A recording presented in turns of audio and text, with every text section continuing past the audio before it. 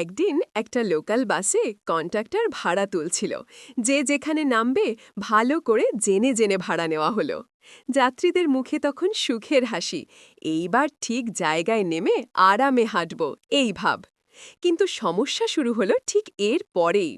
হঠাৎ বাস স্পিডটা একটু আধটু না, সোজা বুলেট ট্রেনের মতো ছুটতে শুরু করলো। একজন চিৎকার করে বলল, ভাই থামান, আমার স্টপেজ চলে গেছে। কন্ট্রাক্টর শান্ত গলায় বলল, দেখুন ভাই, আমি তো ভাড়া নিয়েছি ঠিকই, কিন্তু আপনারা কেউই চ্যানেলটা সাবস্ক্রাইব করেননি, লাইক দেননি, কমেন্টও করেননি। এভাবে কি বাস থামে? সব যাত্রী তখনখানে পাগলের মতো ফোন বের করে সাথে সাথে সাবস্ক্রাইব, লাইক, কমেন্ট শুরু করে দিল।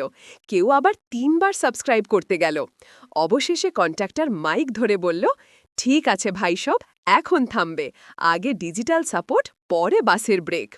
বাস থামল, যাত্রীরা বাঁচল। আর সেদিন থেকেই শহরে নতুন কথা ছড়ালো, ভাড়া দিলেই হবে না ভাই, সাবস্ক্রাইবও দিতে হবে।